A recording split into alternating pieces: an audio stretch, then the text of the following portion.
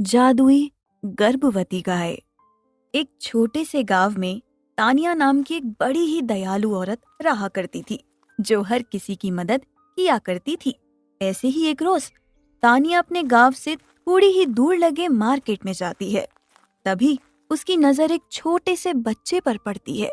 उस बच्चे को देखकर तानिया उसके हाथों में कुछ पैसे पकड़ाते हुए उस बच्चे से बोलती है, अरे तुम तो बड़े ही प्यारे बच्चे हो। अच्छा, ये बताओ तुम्हारा नाम क्या है? बच्चा तानिया की किसी भी बात का कोई जवाब नहीं देता और डरे सहमे खड़े होकर रोने लगता है। उस बच्चे को रोता देख तानिया अगल बगल देखती है और एक बार फिर उस बच्चे से बोलती है, अरे बेटा, तुम रो क्यों रहे हो? रो मत। अच्छा, मुझे बताओ तुम्हारे मम्मी पापा कहाँ हैं? बच्चा एक बार फिर जोर जोर से रोने लगता है और तानिया समझ जाती है कि यह बच्चा हो गया है। तानिया उस बच्चे की मदद करने के लिए और उसकी माँ को ढूंढने निकल जाती है। जैसे ही तानिया थोड़ी आगे बढ़ती है, तभी पीछे से उस बच्चे की माँ आ जाती है और तानिया से बोलती है, तुम्हारी हिम्मत कैसे हुई मेरे बच्चे को अपने साथ ले जाने की? खुद की तो कोई औलाद नहीं है, बस इसी फिराक में रहती है कि किसी का बच्चा चुराकर भाग जाओ। अरे बहन, तुम गलत समझ रही हो, मैं तो इसे तुम्हारे पास लेकर आ रही थी। बस करो, मैं तुम्हें बहुत अच्छे से जानती हूँ, बांझ औरत। यह सब सुनते ही मानो जैसे किसी ने तानिया के ऊपर शब्दों के कड़वे बाण छोड़ दिए हो।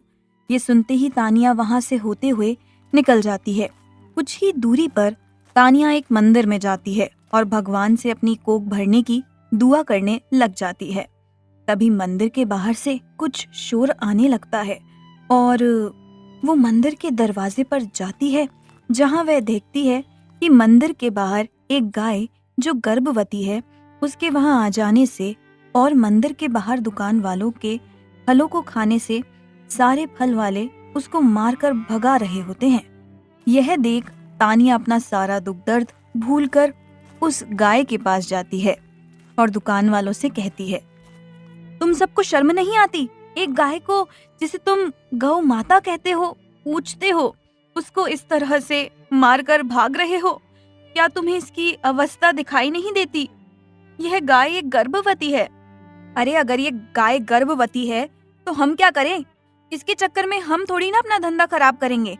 आखिर ये फल बेचकर ही तो हम अपनी रोजी रोटी चला पाते हैं।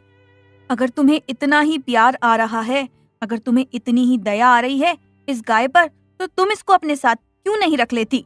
तुम ही देना इसको खाना पीना और चारा। गांव वालों की बात सुनकर तानिया उनसे और बहस नहीं करते हुए उस गाय को अपने साथ घर ले जाती है। गाय को देख उसका पति गोपाल तानिया से बोलता है, तानिया, तुम ये गाय कहाँ से ले आई? मुझे ये गाय मंदिर के बाहर मिली। सारे गांव वाले इस बेचारी गर्भवती गाय को मारकर भगा रहे थे। मुझसे इसका दर्द देखा नहीं गया, इसीलिए मैं इसे अपने साथ ले आई। तानिया, आखिर कब तक तुम ऐसे ही सबकी मदद करोगी? तुम्हें अपने घर की आर्थिक हालत के बारे में पता है। हम अपने लिए 2 वक्त की रोटी नहीं जोड़ पा रहे, तो इस गाय का चारा कहाँ से पूरा करेंगे? भगवान भूखा उठता जरूर है, पर कभी किसी को भूखा सोने नहीं देता। आप देखना, जब ये गर्भवती गाय अपने बच्चे को इस दुनिया में लाएगी, तब हमारे सारे दुख दर्द दूर हो जाएंगे। ये बोलकर तानिया घर में जाती है और अपने हिस्से की रोटी लाकर उस गर्भवती गाय को दे देती है और खुद भूखी सो जाती है और अगले दिन उस गाय के लिए चारा लेकर आती है और खुद भूखी रहकर गाय को खाना दिया करती है। ऐसे ही एक दिन तानिया को फिर से बांझ का ताना सुनना पड़ता है, जिसे सुनकर तानिया बहुत दुखी होती है और गाय के पास जाकर उससे बोलती है, तुम बहुत भाग्यशाली हो कि तुम माँ बनने वाली हो, पर पता नहीं मुझसे ऐसी कौन सी गलती हो गई कि ये सुख अब तक मुझे नहीं मिला। तानिया को रोता देख गाय उससे बोलती है, तुमसे कोई गलती नहीं हुई है, तुम तो एक बहुत ही दयालु औरत हो। तुमने मेरी मदद की है, मैं तुम्हारी मदद करूंगी। उस गाय को बोलता देख तानिया हैरान हो जाती है और वो गाय से बोलती है, मैं कहीं कोई सपना तो नहीं देख रही, तुम सच में बोल रही हो? हाँ, मैं बोल सकती हूँ, क्योंकि मैं एक जादुई गाय हूँ। ये बोलकर वो गाय तानिया को अपना जादू दिखाती है। अपनी सींग उसके छोटे से घर पर मारती है और उसका छोटा सा घर महल में तब्दील हो जाता है। यह सब देखकर तानिया बड़ी हैरान होती है और उस गाय से बोलती है, हे जादुई गर्भवती गाय, तुम कहाँ, तुम कौन हो? तुम अपने असली रूप में आओ। तानिया के बोलने पर वो गाय एक परी के रूप में बदल जाती है और तानिया से बोलती है, मैं परी लोक से आई हूँ, एक परी हूँ मैं। यहाँ तुम्हारा टेस्ट लेने के लिए आई थी कि तुम सच में दयालु हो क्या, बस अच्छी बनने का ढोंग करती हो। पर मैं गलत थी, तुम सच में एक बहुत दयालु औरत हो। मैं तुमसे अति प्रसन्न हुई और मैं आज तुम्हारी सारी इच्छा पूरी करूंगी। पर हाँ, इस बारे में तुम किसी को कुछ मत बताना। मुझे कुछ नहीं चाहिए, ना घर, ना दौलत, ना कुछ।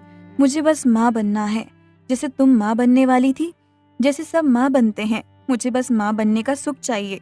मुझे अब और बांझ होने का कलंक नहीं चाहिए। तानिया बेहोश हो जाती है और तानिया का ये दुख दर्द देखकर वो परी एक बार फिर गर्भवती बन जाती है और तानिया की सारी इच्छाएं पूरी कर देती है। और अगले दिन जब तानिया सुबह उठती है तो वह देखती है कि उसका छोटा सा घर बड़ा हो चुका है और उसके पति की बहुत अच्छी नौकरी लग चुकी है। साथ ही साथ तो उसका पति गोपाल उसको आराम करने को बोलता है। यह सुनकर तानिया गोपाल से बोलती है, आराम? पर मुझे क्या हुआ है? मैं तो बिल्कुल ठीक हूँ। अरे भूल गई क्या, तुम प्रेग्नेंट हो। बहुत जल्द तुम बहुत प्यारे से बच्चे को जन्म देने वाली हो। ऐसी हालत में तुम काम करोगी? यह सुनकर तानिया हैरान हो जाती है और उसे यकीन हो जाता है कि वह कोई सपना नहीं था, वह सब हकीकत था। जिसके बाद बहुत जल्द तानिया एक बहुत ही प्यारे से बच्चे को जन्म देती है।